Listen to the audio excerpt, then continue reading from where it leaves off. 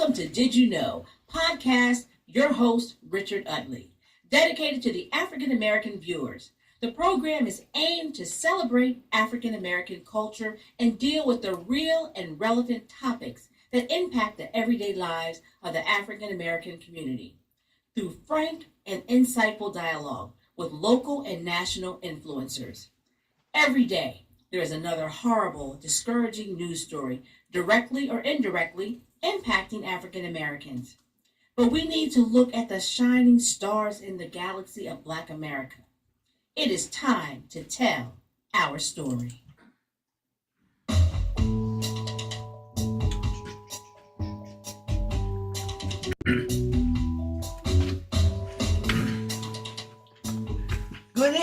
Good evening, and welcome to another Did You Know?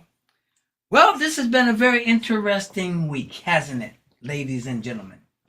Just think, yesterday we honored Martin Luther King. And I was reading some articles, and one article said every day should be Martin Luther King. And think about that. Every day should be Martin Luther King.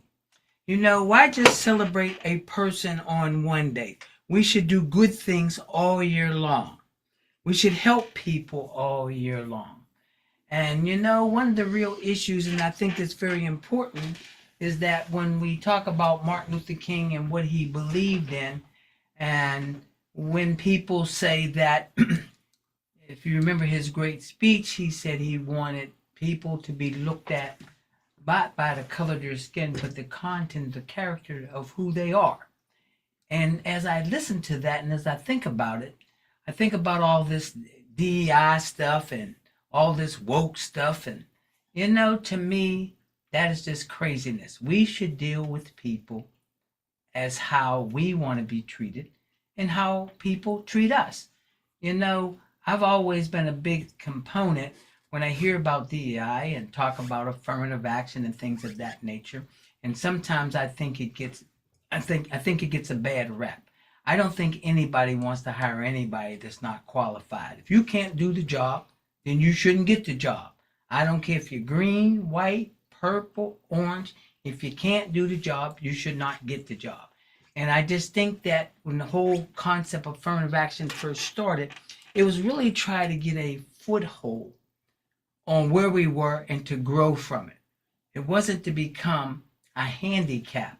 It was supposed to just be a ladder to help us so that we could start reaching. But as we should have been start reaching, we should have reached back and pull some other people along. The other thing is that, as Dr. King once said, where do we go from here? I hope all of you who hear my voice think about what I just said. Where do we go from here? I think that's very important, especially where we at this point in this country, especially after, or some of the things that's going on this week. I thought about it, and I said to myself today, I said, it's up to us to step up to the plate. I keep telling you we cannot look for somebody to come into our community and rescue us, that we have to take some responsibility. And I will continue to say that we should take some responsibility. As you know, I've been talking about politics. Politics is local, ladies and gentlemen, and it's important for you to understand that. And now's the time to run for office. So if you're upset with the school board, then you get on the school board so you can help the school district. If you got a problem with the district justice, then you run for district justice. If you got a problem with your borough council, then you run for borough council. We do a lot of talking, and I'm saying to you now, it's a must, it's urgency that we need to step up to the plate and run for office. And it's not too late. You got time to think about it. And at the same time, I've always said this, we need to support people who support us. I think that's a very important thing, because if we don't support people who support us, then shame on that. The other thing I said, that from now on, I'm going to give you a history lesson. And when I give you a history lesson, from now on, every program I'm going to have, I'm going to throw some words out there, or I'm going to throw some names out there, and I want you to do the research. You Google whoever the basketball score. You Google whoever who won the touchdown. So Google who these people are. You know, John H. Johnson. Now, who is he? He started something basically. I mean, who is he? I want you to figure out who he is, but I'll give you a little hint. I'll say Jet. I'll even say Ebony. I'll even say Chicago. Find out who that is. Most of you, we celebrated Martin Luther King, but how many of you really understood his legacy? How many of you understood what he was all about? Other than a day off or a national holiday. Other than that, do you really know his dreams? Do you know his vision? Do you know what he stands for? Do you know what he came through? And I think that's one of the problems that we have. We don't know our history. And I'm a big believer if you don't know your history, then you don't know the direction where you want to go. And so often we've allowed so many people to define who we are. But how can they define who we are? Maybe you need to define who you are, so you need to do the research to find out who you are. I think you need to find out, what is the Congressional Black Caucus? Who are they? What are they about? Do some research. Think about it. The other thing that I will say to you is that it's our responsibility now that we're going to have to find out and keep our eye on what goes on in government. And when I say government, I'm saying local government, or I'm saying state government. If we're talking about Pennsylvania, we need to stay up on what's going on in Harrisburg, because it will affect you. It will affect you many ways. I've been telling you that a long time. I've been telling you a long time that you need to understand the democratic process and electing who we elect and what they represent. Some of you walk around and you have no idea the importance of district justices. You have no idea of common police judges. You don't think they have no impact on you, but they do have an impact on you. Well, before I bring my guest on today, I have one other thing to say.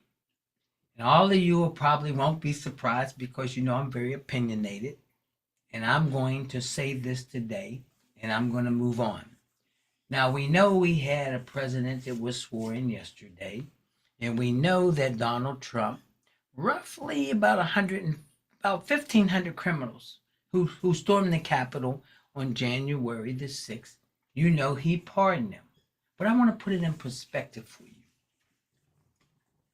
January 6th, if we go way back, I want you to ask yourself this question. I want you to look in the mirror. If it would have been you there, what do you think would have happened to you? Just asking. Number two, if you would have been there, do you think you would have been pardoned? I'm just asking that question. Because remember, this program is called Did You Know? It's Did You Know? And I want you to really go out and do some research. And this is why it bothers me. When I was growing up, all my life I heard no one is above the law. And if you've heard it and believed it, you've probably done all you could to stay out of trouble. I think we all did as kids, because we always were told nobody was above the law. So I'm asking you, is that true? No one is above the law. I'm asking all of you that today, and I want you to think about it. And I want you to think about it in terms of two perspectives, because I hear different perspectives. I hear perspectives that nobody's above the law. Then I hear questions that people are above the law if they got money. I hear if they're above the law if they know somebody. I hear it could be race. I hear it could be gender. I hear many reasons why people think people are above the law. But my point is this here. What were you taught? You were taught that Lady Justice was blind. You were taught nobody was above the law. And my real issue today on that is, what do you tell your children? What do you tell your children when you say a number of people were pardoned, but some people lost their life at the same time. Here's what I mean. Think about this. There were some police that lost their lives. So what happens? So what do you tell your sons or your daughters and they say to you how they got pardoned? Especially if they watch the videos and they got pardoned for doing what? And all I'm going to leave you with this here. I'm not going to tell you to form your own opinion. I'm going to tell you to form your own opinion. And I want you to look in the mirror and I want you to be true to yourself. Because, ladies and gentlemen, just think about the messages that we send young people. Because if you think young people ain't sitting back watching, how do you tell them it's wrong to murder somebody? How do you tell them they shouldn't riot? How should you tell them they got pardoned? And I'm going to leave you with this. Ha, ha, ha. Just think about all the people that marched for all the years so that you could go to any school you wanted to go to. You could vote. A lot of you couldn't vote before. There's a lot of things that people did way, way back. So maybe some of you should maybe take some time and watch the movies of March of Montgomery. Maybe you should go and do some reading on Martin Luther King. Or maybe you should do some reading on some great civil rights leaders. And I think if you see what they went through to get us to where we are, and where we are now, we're going to have to work to keep it. So with that, that's all I'm going to say. You do your own homework, your own research, you form your own opinions. But I'm going to leave you with this. No one is above the law. Well, what do I have on my podcast today? You know, I have someone on my podcast today. I'm going to bring him on. He's the president and CEO of the Harrisburg area YMCA. He's the CEO, and I brought him on, Dave OZMORE. I brought him on because I want him to tell you who he is. And after he tells you who he is, then him and I are going to talk about some questions and we're going to have some dialogue. But I know all of you, I understand transparency, so let me be honest. Yes, I'm affiliated with the Y. I'm telling you, yes. And at the same time, I'm very active at the Camp Curtin Y. So in saying all that, I'm telling you that so you won't be saying, I'm going to let him off the hook, because I don't let nobody off the hook.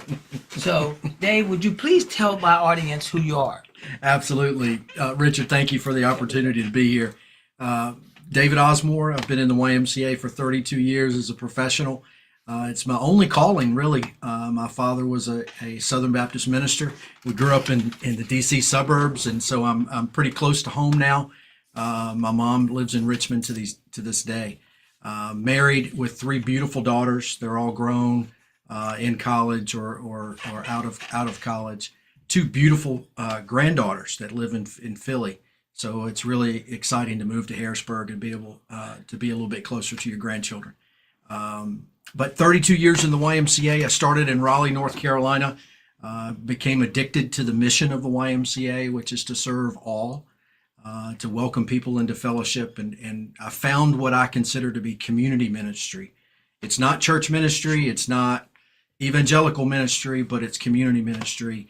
And had a passion for basketball as a kid.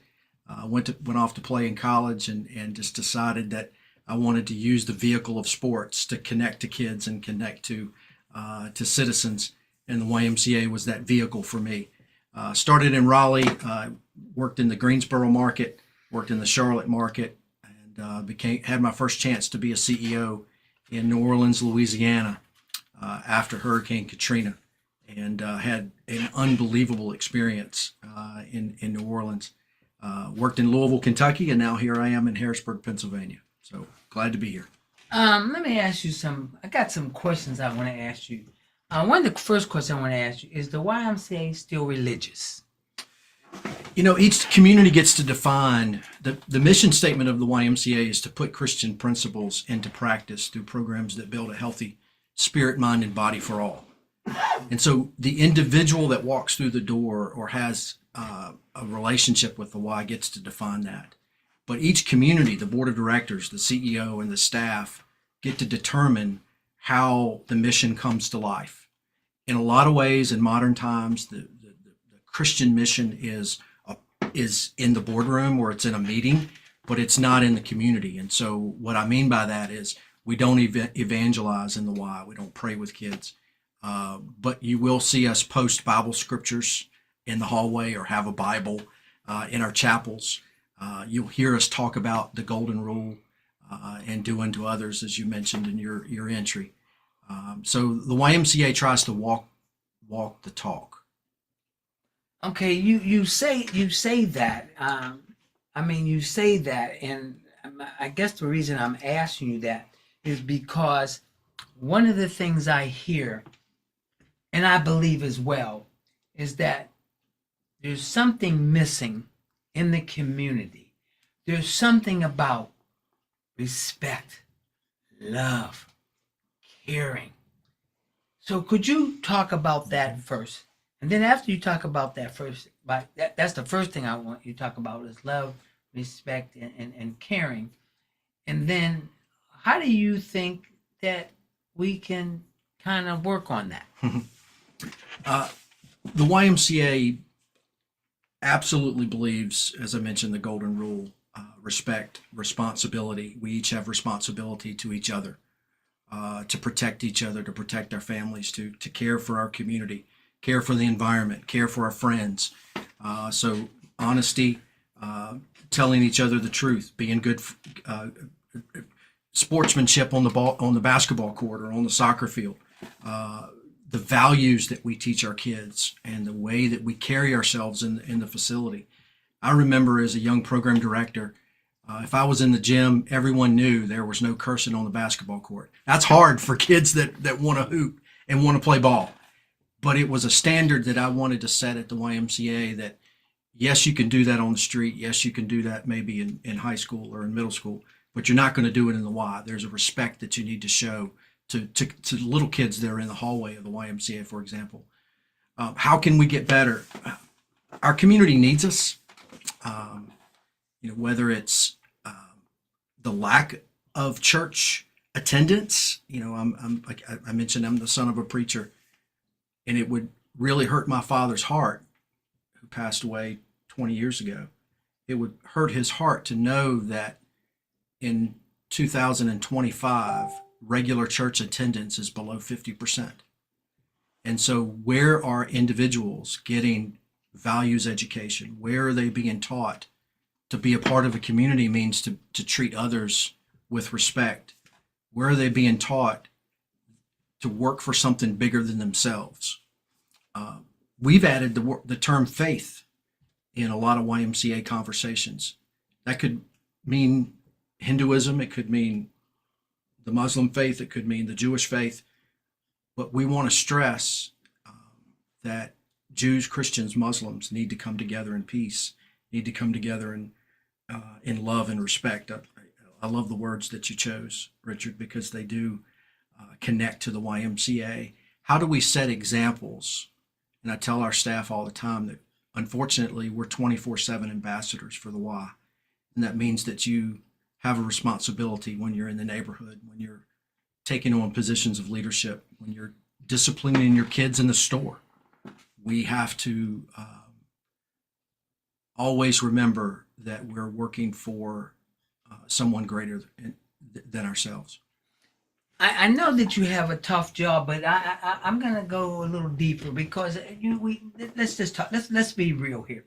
We see in the newspaper, we read on the news about gangs, whether it's gangs in Harrisburg, gangs in Pittsburgh, Philadelphia, Lancaster, any little small town, and they have gangs.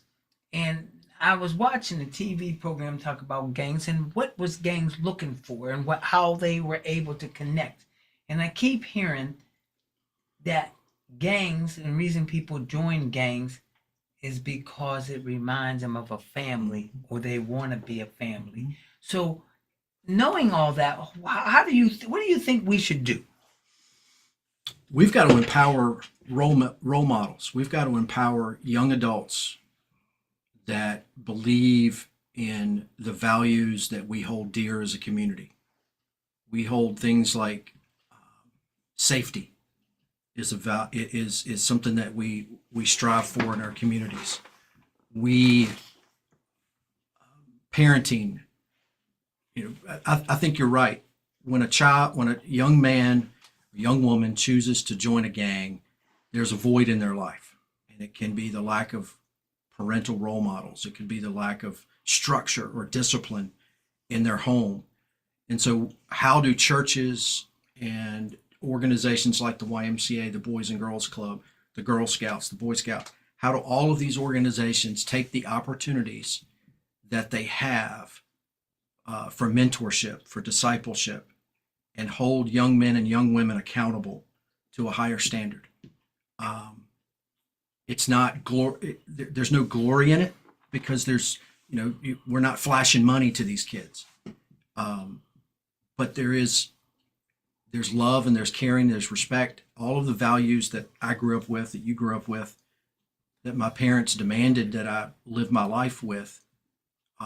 It happens in the Boys and Girls Club. It happens in the Y. It happens in your church Sunday school program. Problem is, we don't have a 7-day connection. And we need to develop community assets where these kids can spend their free time, out of school time, with mentors, with role models that can hold them to a higher standard. I mean, I try to look at it, and I'm trying to look at it at 2025, because naturally I grew up in the Y structure. Of course, we grew up in the Y structure, church structure, community structure, and it was a community, and everybody knew everybody, and everybody was nice and kind to everybody. And now we have some real tough problems. We have kids out there that are homeless. We have families out there that's homeless. We have low self-esteem, and there's no connect. And so I'm asking you this: what do you think our vision should be? Because there need to be a connect. And how do we connect? And when I say that to you, and I've been very critical. I've been very critical of probably institutions of the Y. I've probably been very critical of churches, and probably been very critical of schools. I just think that there needs to be a connect, that we try to develop a kid's safe haven. Because maybe, and I've said this before, and I get criticized all the time because I always say the Y is more than basketball, and people get all mad at me. But you figured out some things.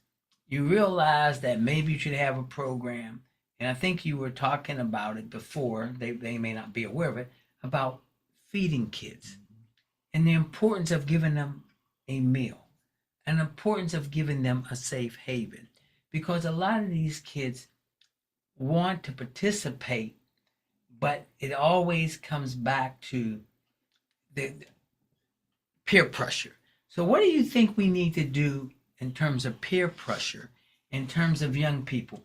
Because the Y is so many things, and we're going to discuss the youth, and then I'm going to get to the senior citizens before it's all over. So don't think you ain't going to get past that's it. But right now, I'm more concerned because the youth is our future leaders. The youth are the ones that walk up and down the street. The youth is the one that some of the people in the community at 6 o'clock, they lock their doors and they're scared to look out. So what do you say, and what is your vision to say that the Y or the Boys and Girls Club or whatever are the beacons, or the beacons of the community? And the reason I say that to you, because because you're in the mix now. I'm not in the really mix because I came up through the traditional way. Yes, I was in the Boy Scouts. Yes, I played Little League. Yes, I was at the Y. So there was some structure there. And even at school, there was some structure. And now, even when you went home, there was some structure because everybody in the neighborhood was watching what you were doing. And now people are even scared. You're scared to even say anything to these kids because you hear it. People die being in the wrong place. Somebody shooting. So how do we tie the Y mission into a lifelong reason that people should say rah rah to the Y? So to attack your first question, there's connection. And I'm on a journey as a leader of the YMCA, and I was a stubborn young program director that believed that every kid they just wanted a basketball, they just wanted a soccer ball, they just wanted a swimming pool. Our communities are changing, and every community is a little bit different. Harrisburg is a wonderful test tube, if you will, for how different kids are growing up in different environments. If you're on the West Shore living in a suburban neighborhood, upper middle class, you probably have the basics and necessities taken care of. If you live in the city or live in a rural community in a trailer park, food is an issue. Safety is an issue. They're totally different issues that you are looking for the basics in life. And so as I lead the Y, I've got to help our staff to understand, our board to understand, every YMCA needs to be different because of the needs of the people around that YMCA in that community. And so we're striving to raise funds so that kids can come to the Y for free. In some communities, whether it's Camp Curtin or Northern Dauphin, but we're asking them to pay if they go to the Friendship Y or to the West Shore Y. Why are we doing that? Because kids are not walking around with credit cards in Uptown. They're not walking around with $30 in their pocket to pay for a membership. So how do we bring them into, and I'll use a church term, how do we bring them into fellowship? How do we bring them in to that mentor relationship, that discipleship relationship?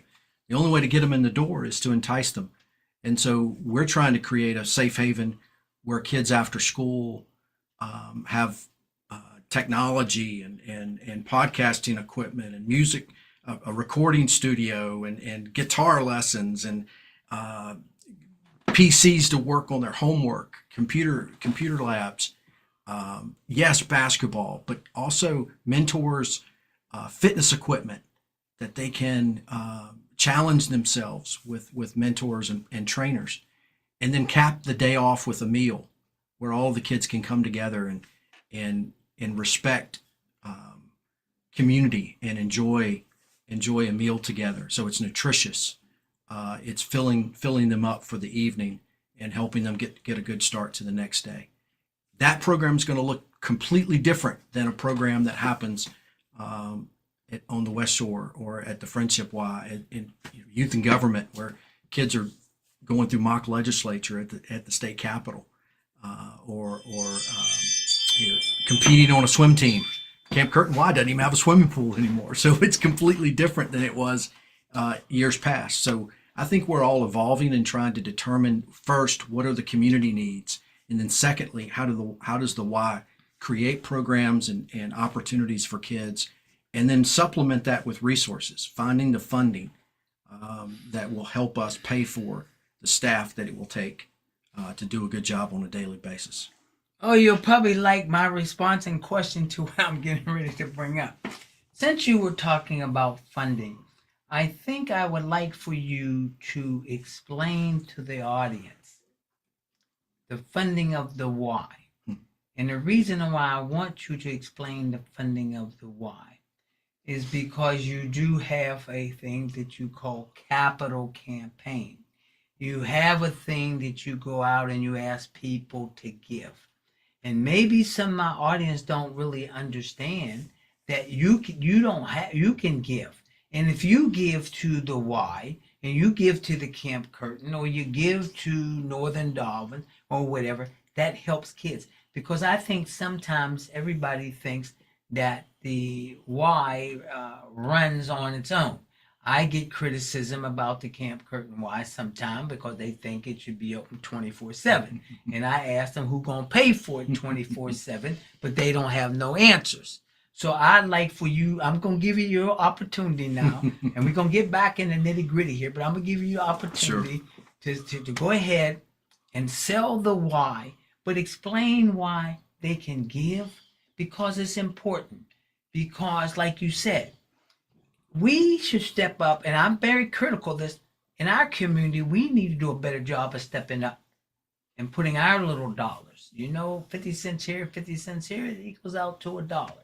And I get upset sometimes because I hear it all the time. I hear they'll say, well, over the West Shore, I pay. Why don't they pay over there? There may be a lot of reasons they can't.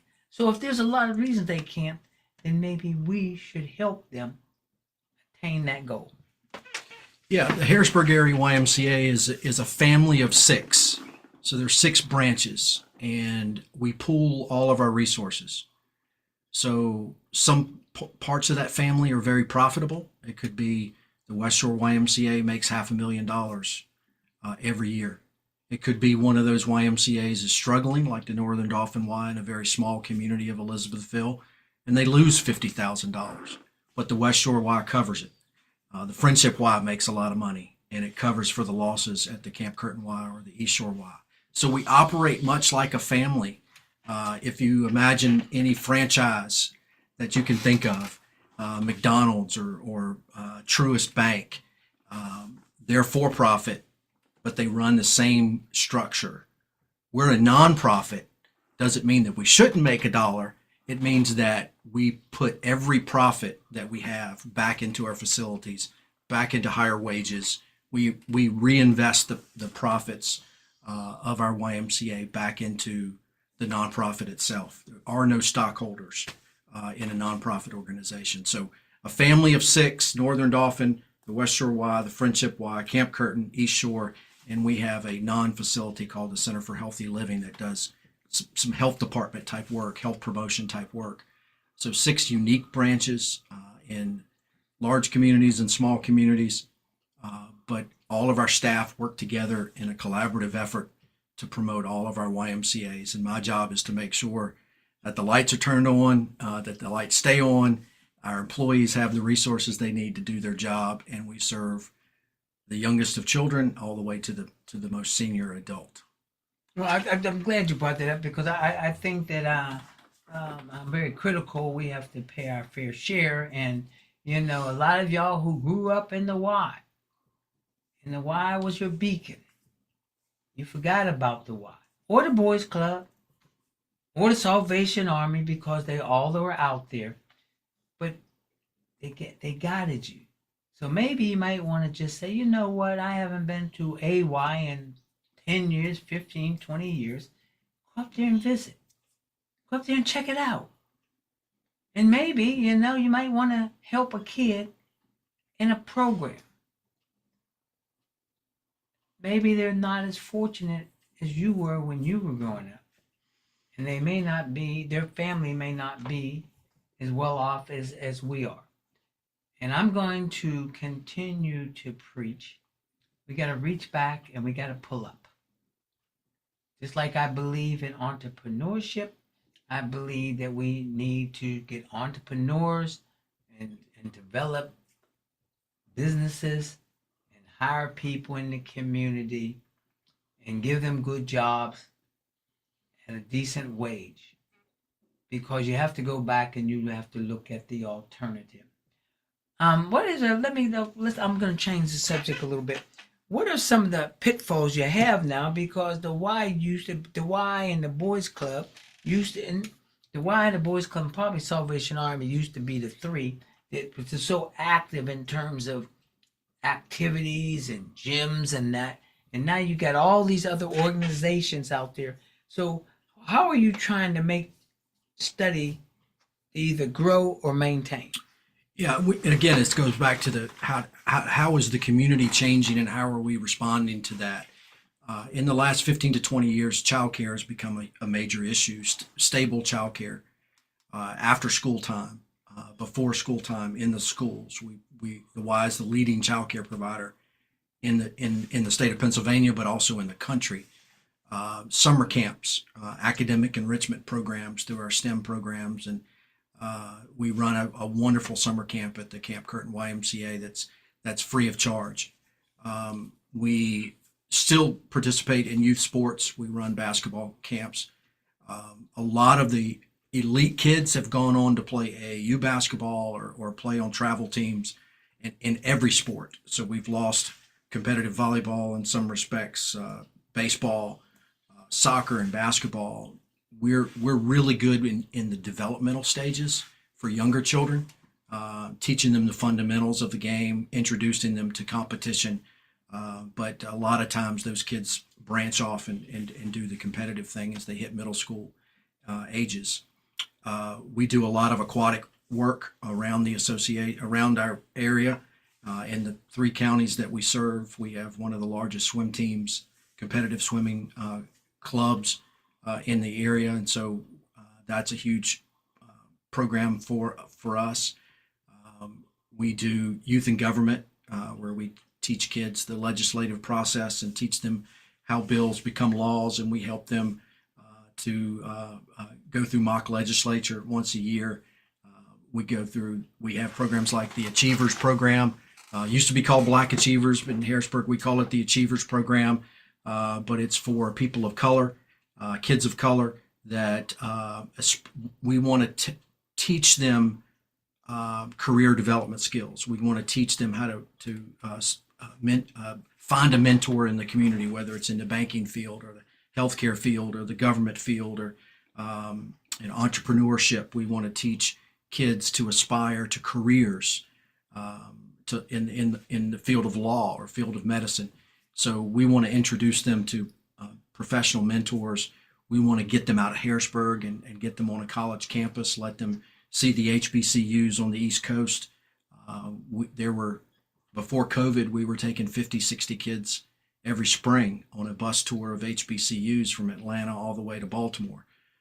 We want to get back to that. So those are some of the programs that we run.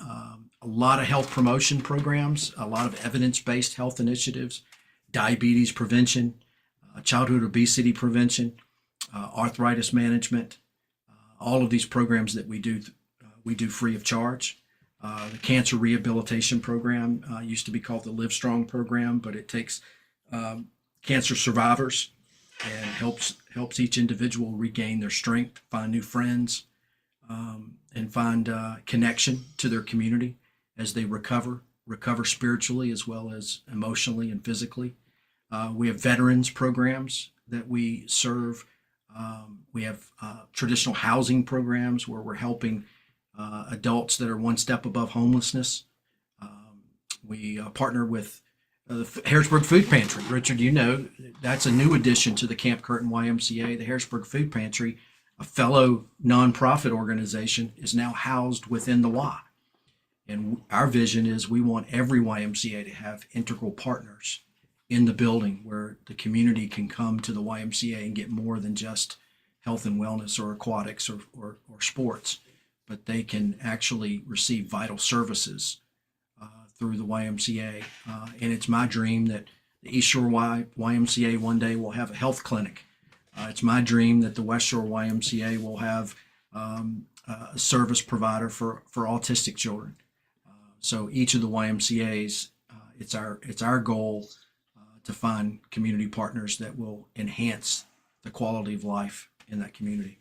I think it's important that a lot of people didn't know a lot of the services, but I think that they should visit to WISE and learn what you're doing. And I say that to the audience because a lot of you'll hear things ain't necessarily true when you formed your opinion and you don't really know the information. So I'm advising you, I'm asking you, please go visit to WISE. Find out what they're doing. Maybe you can volunteer. Remember I said we got to reach back because you made it. That's great. But you want to help other people make it as well. And I think that's very important. You know, you talked about a lot today, and you know, senior citizens is an issue that a lot of senior citizens feel they don't have anywhere to go. They don't know where to go or what to do. So, what is your vision for the older population? Richard, as I go through life, get a little bit older myself, and caring for my mom, who's now in her 80s, she said something to me a couple months ago that was really profound. She said, David, it's when you lose your husband, you're somewhat connected to your church, but you start losing friends. You're losing your closest friends to how do I find community? She's found it in a water aerobics class at her local Y, and so I've encouraged her to do that.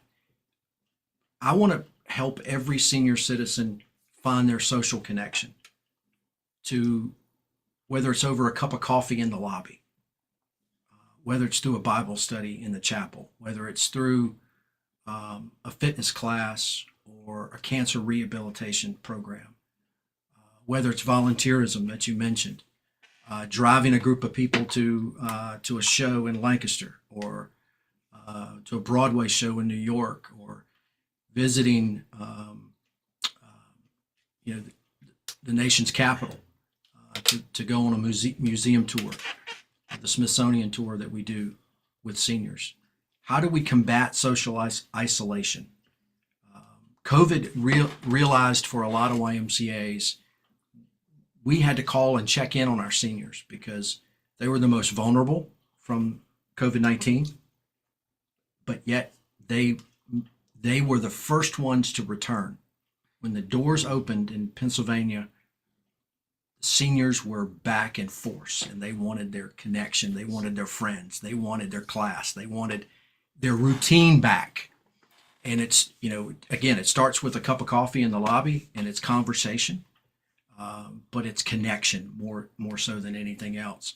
Yes, we do group exercise classes. Yes, we do social trips. Yes, we're in the water.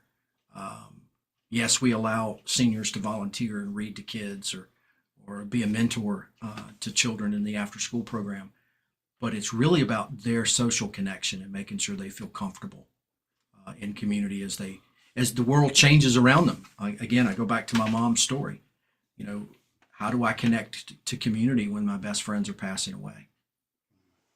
I think that's important. I think we take a lot for granted until your mom put it in perspective. And I think a lot of times people deal with what they knew way back. And times have changed, and things have changed. And I would say to you,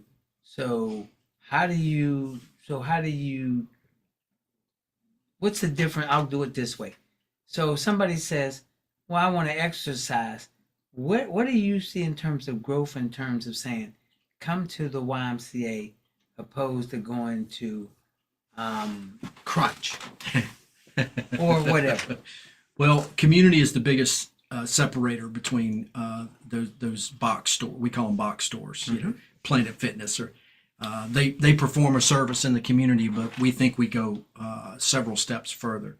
One, we will never turn anyone away that has an inability to pay. And I know that rhymes and it sounds cute, but the bottom line is we don't let you say, I can't afford the Y. Our donors are going to step up and pay for your membership, or pay for a portion of your membership. And it's income based. There's a sliding scale based upon your income. So contributors to the Y are going to make sure that there's a safety net for people that need the YMCA.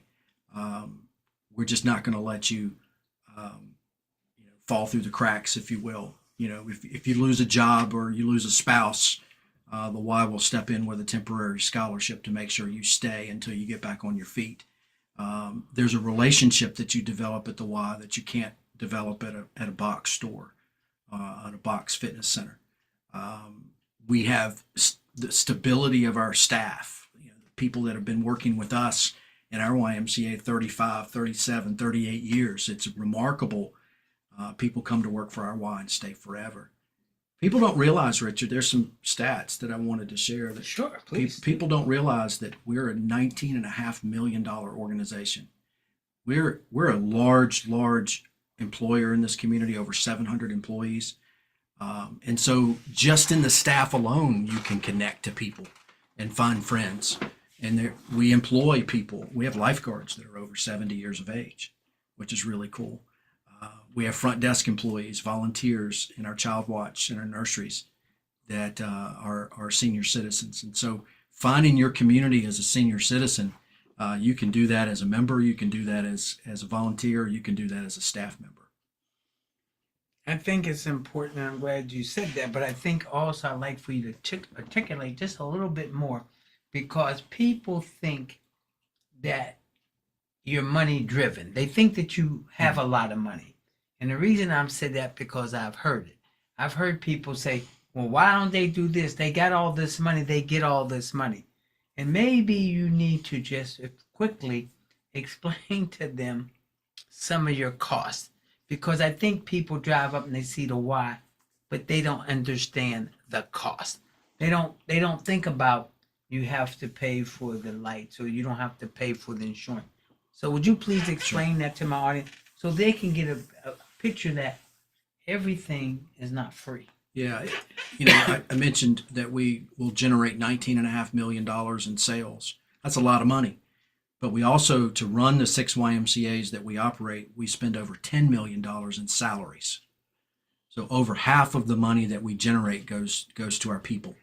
And we have been very proud in the last 2 to 3 years of stepping up the pay to meet inflation, giving very healthy increases to our staff. So over half of the dollars go to staff. Operating 5 facilities is a very expensive venture. Utility costs are on the rise. Operating the East Shore YMCA, for example, which is 92 years of age, and on an old steam system, is very expensive to operate, over 100,000 square feet. Operating 4 pools is very expensive, paying for mechanical upkeep, for the water, for the chemicals, paying for insurance to protect against things that you and I didn't think about when we were kids. We're protecting our staff against child abuse claims. We're protecting our children from child molesters. We're protecting our board of directors from liability claims. We're protecting the age of our facilities. We're protecting our transportation. So we pay almost $500,000 a year just in insurance alone to ensure that we operate each and every day. Those are the largest costs: salary, insurance, overhead, occupancy, utilities. And so in our nonprofit, 3 years ago, we lost over $1 million. Now, when I arrived, you were on the search committee, and you said to me, how are we going to make sure that our books are balanced? And in that first year, we took it on the chin, but in the last 2 years, we've been able to surplus a few dollars and buy new fitness equipment with it, or buy another bus with it, or repair the roof, or buy a new HVAC system. So we're trying to be good stewards of the dollars that we receive. And so we'll generate 19 million, but we'll spend 18.7 and have a small surplus at the end of the year. And I think people need to understand it, because, like I said, people understand, you got to pay salaries. You have employees that have health care. You have employees, a lot of things. Retirement. And people don't understand you have retirement. And because I sit on other nonprofits, and people think that sometimes you're flush with money. And they think that whether sure, you get some grants. Yeah, you do. But you really need people to also join. Right? There are 3 main sources of revenue for any nonprofit. Membership pays the majority of the bills. An after-school program or a basketball program, you pay a fee to take a swim lesson, for example, or to take a group exercise class. There may be a fee attached to that. So program revenue is a part of the equation. And then the smallest part is the philanthropy from the community. We will raise over $1 million, but that's 1/20th or 5% of our total budget is through philanthropy. So it's not as large as some people think. We do receive grants. That's another form of philanthropy, but we have a contract for service. For example, we'll have a grant with the Department of Health, and there's certain jobs that we have to perform in order to keep that grant. And so every dollar comes in through that grant has to go back out in some responsibility that we owe to the community and to the grant funders. So grants are not free money. Grants come with hooks, and you have to perform. It's like a contract. It is a contract. You have to perform certain duties, and at the end of the day, they don't let you keep much profit. I think it's important, even though we're talking about the why. I think that a lot of nonprofits out there are glad that you're giving the audience the information, because a lot of them are going through the same thing, and people think sometimes that nonprofits should not do well. And why do I say that? I probably say that because many years ago, I was the director of charitable organizations for the state of Pennsylvania. And I remember people coming in and pulling all the tax things to see what executive directors were making and what people were being paid. And I remember looking at a couple of them, and I was like, boy, they need some help themselves, because sometimes people think you're not supposed to do well, and that you're not supposed to do well. But at the same time, we need people that are competent. We need people that are dedicated, and at the same time, I do believe they should be compensated for what they do. I have another question to ask you, and that is, how did you balance coming here, which was a concern, and you brought it up a little bit. I just want you to elaborate on a little bit how you have to balance urban, rural, as well as all over, because it's a balancing act. And how do you, one of the issues was, how do you balance that? Because you want everybody to feel comfortable. Everybody deserves a lot. Everybody deserves community. Everyone deserves access and safety. Everyone deserves an enriching experience. There's elaborate words, I know, probably. Fundamentally, we try not to distinguish between the Northern Dauphin Y and the Camp Curtin Y, or the West Shore Y and the East Shore Y.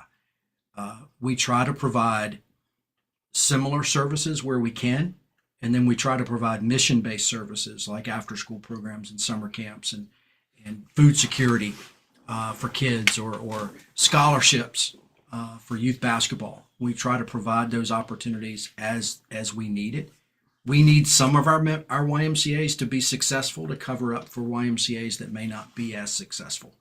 And so, like I said earlier in the beginning of the conversation, the family takes care of each part. And as a whole, we're healthy as an organization. We strive to staff each of our sites, each of our branches with professional leadership. And we have a wonderful stable of branch directors and site directors that are seasoned and experienced with, they've been in Harrisburg running the Y for 10 plus years, or they've come from other communities where they ran the Y. And so we try to make sure that each facility, each branch has the modern upgrades. We're getting ready to do a capital campaign that will enhance all of our buildings. Getting ready to invest multi-millions of dollars in all of our facilities. So we want to provide the resources so the community can enjoy a wonderful experience when they come to the Y. So we need facilities that are well kept. We need staff that are well trained and professional. But we treat all of our branches. There's no distinguishing between really resources where they go. We go where the need is. Well, time is flying, so you got about 5 minutes. I'm giving you the opportunity to tell my audience what you want them to know and what you want to leave them with. Yeah, thank you, Richard. I'm thankful for the opportunity and the platform that you provide to the community. The YMCA, again, I grew up My father was a pastor. My mom's a nurse. It's an incredible heart, people that have big hearts. My sister was a teacher. My youngest sister worked for she placed missionaries around the globe. My wife was just retired as a kindergarten teacher. My daughter wants to be a teacher. My second daughter works in a cancer research firm. I'm surrounded by incredible people. And so my challenge each and every day as a man, as a husband, as a father, as a provider, is to serve the way that I see my role models serving their family and their community. And I use the YMCA as my ministry. I use the YMCA as a way to care and love people in the community. I'll sit in the locker room and talk basketball all day long. I'll sit in the lobby and share hugs with someone that just lost a loved one. The Y has a sense of community about itself that is just different. You feel hope when you walk into the facility. We just wrote a new strategic plan, and you were a part and a contributor to that. And our foundational statement, our vision statement, is to strengthen our community where hope can thrive and everyone will feel like they belong. So hope is an important piece of the YMCA. Thriving, we want every individual kid to feel like they're growing from a self-esteem standpoint. Their self-confidence is growing. They're experiencing success. They feel safe. They're well-fed. They're growing in their academics. We want to be that resource to them. And then we want seniors to feel like they belong to a community. So there are key words in that statement, that vision statement that we've created to strengthen community where hope thrives and everyone belongs. So again, the Y is a ministry for me. 32 years, I never felt called to church ministry. In fact, I probably ran from church ministry watching my dad and my mom lead church communities. But I absolutely felt called to community ministry. And there's a foundational Bible verse, if you'll allow me, Richard. Sure. It's John 17:21. And in this phase of life that we're in this stage of 2025 presidential transition and disunity in our communities, the foundational Bible scripture is John 17:21, and it's Jesus praying to his Father before Calvary. And he says, he's praying to his Father, and he says, I pray that they will be one, they will become one, as I am in you and you are in me. He's getting ready to face crucifixion, and he's praying for the community. And he's praying for fellowship. He's praying for people to come into relationship with the Father. And so I look at our lobbies, our coffee pots in the lobby as a way for people to come together in unity. I look at our locker rooms, the way that group exercise class, yoga class, people talking to one another, fellowshipping with one another. My job just to make sure that the lights are on and the staff are well trained and paid.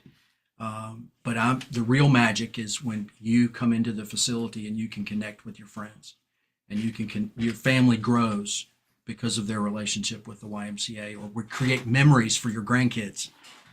I look forward to my 3-year-old granddaughter taking swim lessons at the Y, and to see that smile when she finally can swim to her instructor.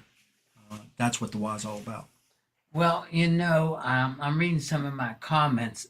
One of them said, thank you for sharing the knowledge. I'm a big believer of knowledge and exposure and information. That's why I've been very critical, and I'm glad that the Y has a vision of where they're going. That's why I'm glad that we had talked about bringing mentors in. That's why, because kids need to be exposed. Kids, they need to be exposed. They need to see somebody that they can look and say, if he did it, I can do it. Or she did it, I can do it. And I think that's very important. And so one of the things that I'm going to say is that I hope many of you organizations out there, many of you who are leaders in the community or have some influence in the community, I would like for you to reach out to David, because we all have to do this together. They keep saying it takes a village to raise. And I think that's very, very true. And so, let's stop saying you didn't know this and you didn't know that. So let's start staring apart and getting information from one another to help us. So I'm going to say to you out there, call him up, find out what different things are. See what you can do to maybe help some young person out there along the way. Because, ladies and gentlemen, we got some real problems. We got some young people out there that have no direction for whatever reason, but they need a little direction. So I hope I'm looking at, and I'm going to say this before I close. I'm putting some responsibility on the Y. I'm putting some on the YWCA. I'm putting some on the Boys and Girls Club. I'm putting some on the Salvation Army. I'm putting some on the churches. I'm putting some on the churches and the schools. We don't have a choice, ladies and gentlemen. We got to work together. We got to work together. It can't be I. We have to work together because there's a lot of work that needs to be done in our communities for the success of our society and to helping people, because it's important for us to develop young leaders. So I'm going to leave you with that tonight. I'm going to leave you with two things. Two things I'm going to leave you with tonight. And one is, no one is above the law. And the other is, let's all work together. So whatever information you got tonight, or if you need some more information, let's stop saying we don't know. And let's start doing some research, because we got to help one another. If you made it, it's our responsibility to help somebody else. So have a good evening, and I'll see you again when Did You Know? Thank you for joining the Richard Utley Show on The Voice 17104. We will be here on The Voice 17104 every first and third Tuesday from 6:30 p.m. to 7:30 p.m. Once again, thanks for viewing. Remember to visit us